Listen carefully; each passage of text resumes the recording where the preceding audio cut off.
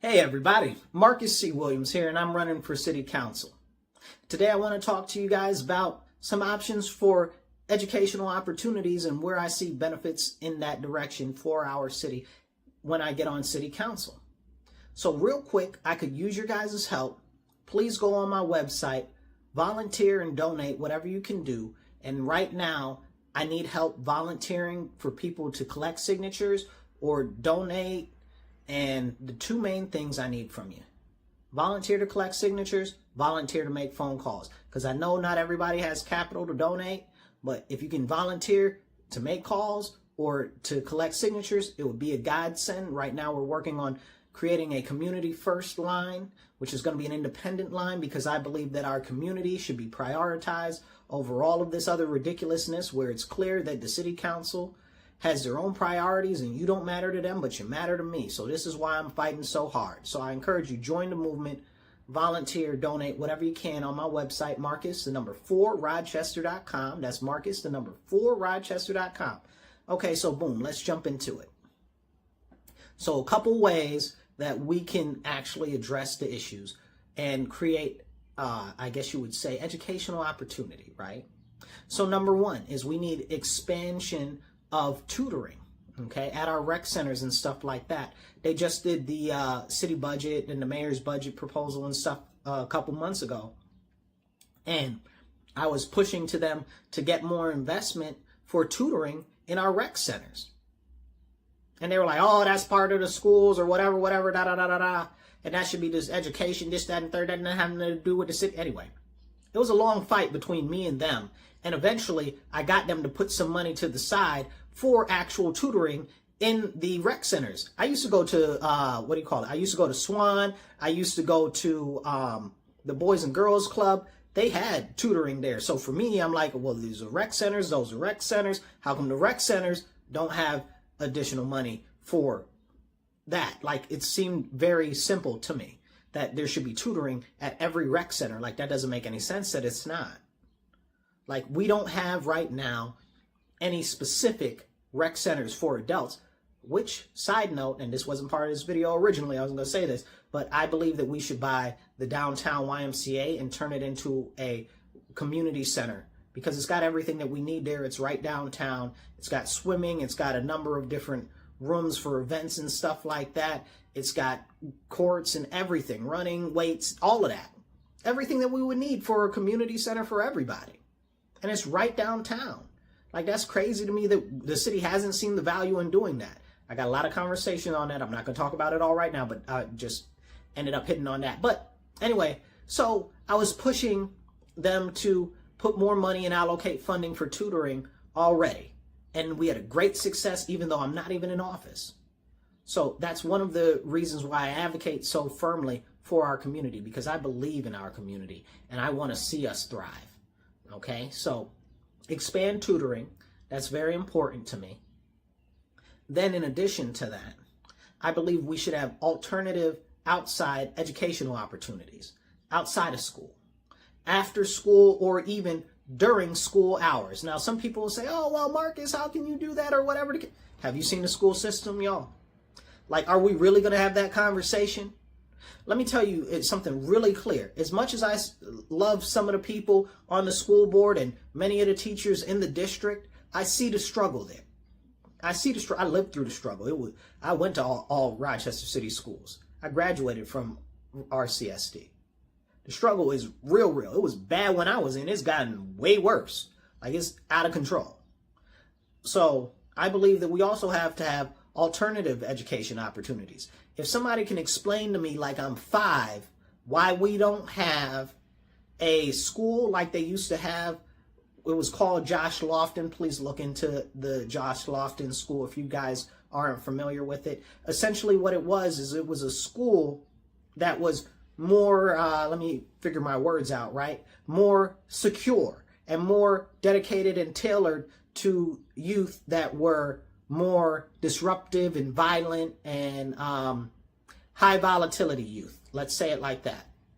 Now, we know if you guys have children in the RCSD, or if you've ever been to a school or talked to a teacher, they'll tell you some of these youth in these schools are like man, like you're not even able to teach or get a word in edgewise because they're always disrupting the class and it's terrible, or they're acting like they're super villains and they're in school. Like real crazy stuff. Like ask some people, they'll tell you some stories. If you got kids, ask your kids. They'll tell you. This is one of the reasons why the state is trying to get rid of cell phones in school, because they don't want these kids recording what's being taught, and they don't want you to see what's going on inside the schools, really, and the behavior of some of these youth. But that's a separate conversation about a separate thing completely. But yeah, so we need a school back like Josh Lofton, so that the kids that do need that extra security, that do need the type of exact, how could you say, meticulous engagement that is necessary for a highly volatile personality, that they can have it. I also believe that we should have a specific school for those with, what would you call them? Disabilities. I don't want to say disabilities, right? Because disabilities could mean physical disabilities, or it could mean mental disabilities. And I want the people with the mental disabilities, and I hate calling them mental disabilities, but that's what they're characterized as now, because it just doesn't seem to do justice. But people with mental disabilities, that there should be a facility, schools or a facility that can actually educate them. Why aren't we doing that? The city allocates all of this money to the school district, and why aren't we pushing them to make the investments that are necessary? Those are two very necessary investments. I talk to people that work in the school district all the time. They're like, yeah, man, I got these kids with these EEPs and this and that and other letters that I don't remember, but essentially all children with, I don't even know what you call them. I'm trying to be nice and politically correct. I don't know, right? Like developmental disabilities and all types of other stuff they call them. I don't even know. It's hard, but you know what I'm talking about. But they say we got all of these other issues with these kids, and we don't have enough staff, and we don't have the other people. So one was telling me, and might be a shocker to some of you, that because of all of the foreign language speakers, that they took away resources that would be allocated for those type of children and put them to the speakers that don't even speak English. Okay? And we're not talking about speakers of foreign languages that are languages that we've had in our county. We're talking about speakers of foreign languages that have never existed in our county before. So some very foreign and very obscure. There's actually, I heard that there are some other people working to try to, and somebody's going to have to fill in the name of the program, but to teach the parents how to teach so that the parents can be in the schools to teach is some vague thing that I didn't quite understand, but that's something that one nonprofit out there is doing something. I don't know. It sounded, the way it was explained, sounded real shady to me, but but the resources actively were being taken away from those children because of that type of situation. But we know another thing that happens is when there are people that are highly volatile in the schools, extra resources have to be applied in extra spaces, which again takes away from people that really need it. So if we have a specific school or a specific facility that's where they can go to so that they can have all of the equipment, because many of them need additional equipment or supplies or stuff like that, and then teachers don't have to be trying to scramble to get it from all across the district, or even sometimes from BOCES and stuff like that. So we can have focused investment in that. We got a school for the deaf, and we got a school for, we got 2 schools for the deaf, right? Yeah. So we got that. That's a specialty school. Why don't we have a specialty school for this? So I believe that should be something that should be brought up as a focus. Now, that wasn't really where I wanted to go with this, but that's also an important thing, and I think that needs to be talked about very much so also. So please go to my website, donate, volunteer, whatever you can do to assist. Marcus4Rochester.com. That's Marcus4Rochester.com. Because it don't make any sense that we give this money to the school district and they see the issues and they're not addressing the issues. So now we need to put earmarks on the money, and we need to lean on them with a hard elbow, okay, to get them to do what needs to be done, because clearly they're not willing to do it themselves. And if they're unwilling to do it, we will allocate those funds to those educational opportunities, and we will reserve them to be administered by an outside, attendant to make sure that those things are accomplished. Because we can't go on the way that we're going. Well, we could go on the way that we're going, but it's clearly not working. It's clearly not working. So those two things need to be addressed. So we need a school like Josh Lofton for high volatility individuals, and we need a school for people that are physically disabled, and a school for those that have mental disabilities or impairments. Okay, so those are three very focused schools that we should have. Why don't we have them now? We used to have Josh Lofton, but they got rid of that. I got a lot of conversation that we can have on that, but I want to continue forward. Now, with that being said, that we need to focus on outside educational opportunities for kids, even when it's during school time. I believe that when you look at what the socioeconomic demographic is of our city, many of the kids that are attending school don't have a lot of money, don't have a lot of support at home, and they can benefit from not just mentorship, but they can also benefit from apprenticeship and job training at a younger age. And people say, oh, well, you can't do that. Why not? Why not? 13 is when you can get your work permit, right?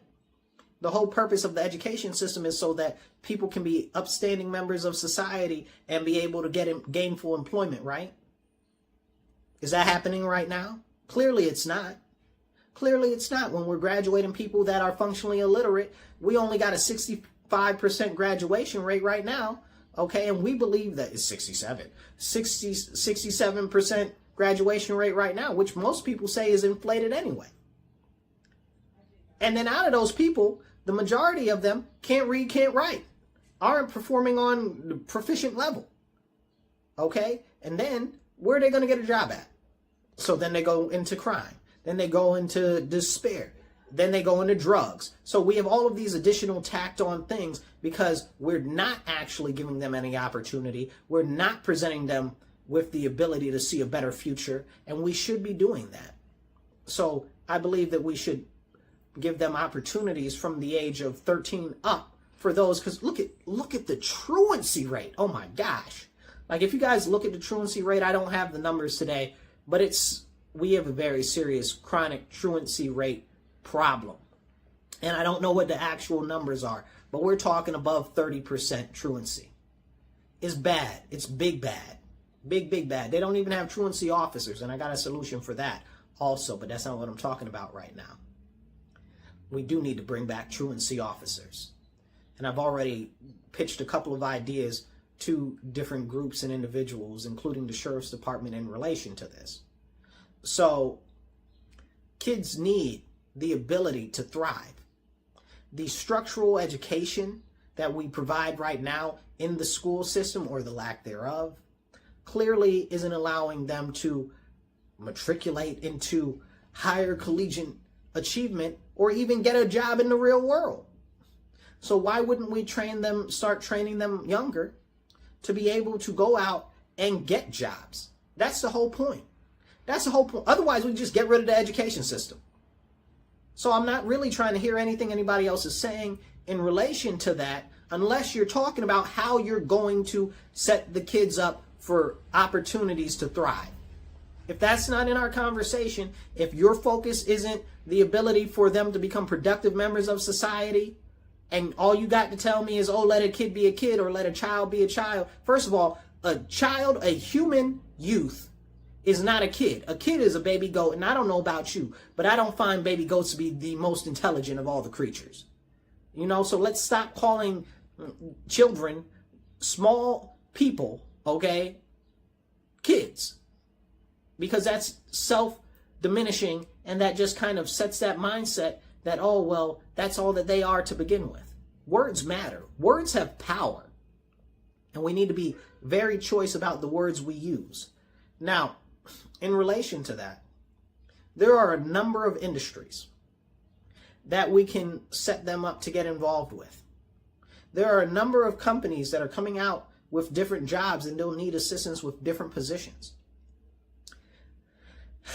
If we don't prepare the youth for different jobs and different trades, then there aren't going to have any real opportunities in the future as things become more mechanized, as AI takes over and stuff like that. It's just going to be non-existent. So we need to prepare them now. And we can by setting up structural programs, okay, planning them out for the youth so that they can be productive, as well as exploring other alternative education options, because it's very clear that the structure of the school system is not benefiting the mass number of the people. Because you got those kids that are completely truant and don't even want to go to school because they don't feel like there's any reason and they're not learning anything that's productive. Then you got the other kids that are going to school and they're graduating and they can't read and can't write. Clearly something's wrong and we need an alternative opportunity. So these are some concepts that I'd like to see applied or at least explored so that we can actually work to cultivate those opportunities for those youth. If we don't, let me say it like this, very simply. They say that if you fail to plan, you plan to fail. And right now that's what's happening with our children.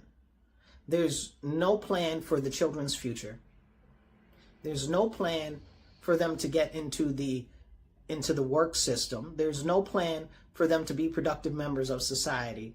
There's no plan for any stability or growth. What are we doing?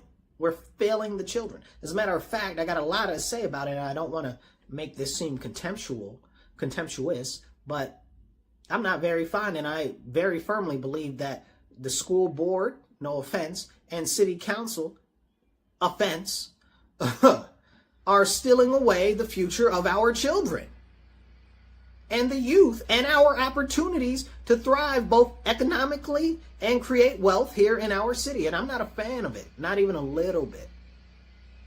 So we can start to work towards that. Dream of dreams. Now, city council wouldn't be able to do this part, but this is my dream of dreams, a grand vision if we could.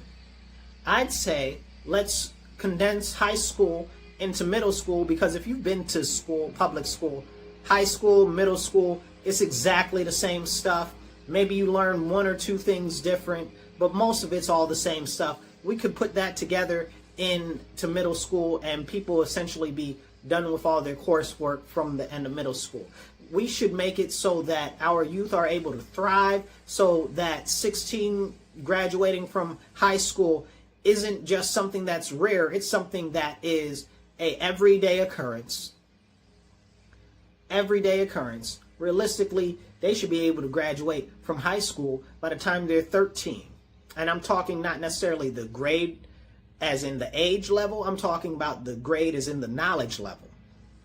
Because we've been taught our whole lives, and you hear it all the time, that the younger that you are, the faster you can learn.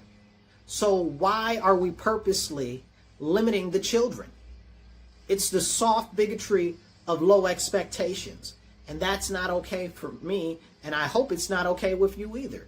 And if you want to see our children have an opportunity to thrive and actually chart a course that's better for them for the future, please volunteer with my campaign or donate. Marcus, the number 4, Rochester.com. I can really use your help right now. We're working on collecting signatures, get an independent line on the ballot. It's going to be called the Community First Line, because we should prioritize our community as elected officials.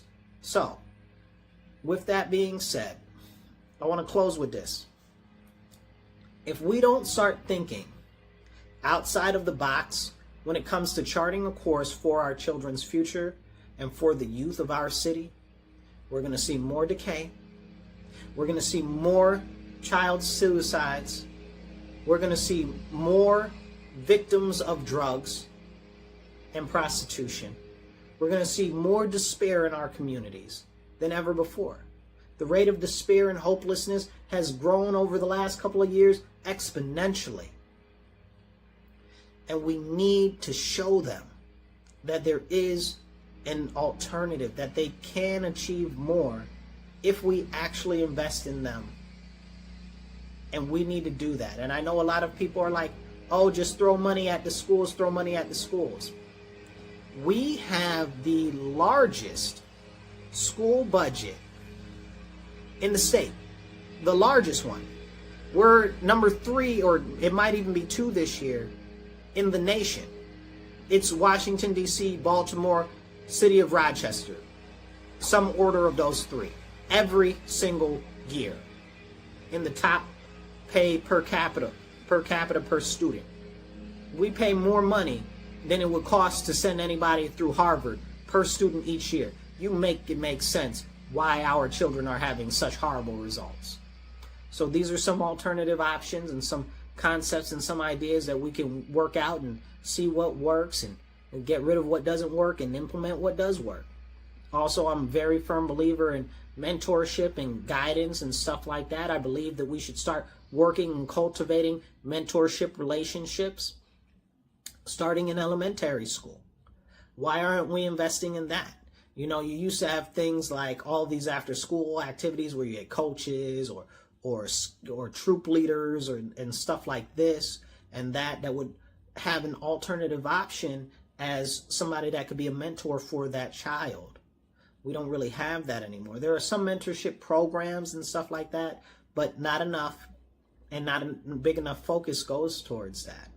But I've talked before about the importance of cohesive 2-parent households, and this also goes into that. But we do need mentors, and we need people who are able to show the youth that there is a way forward and an opportunity to succeed.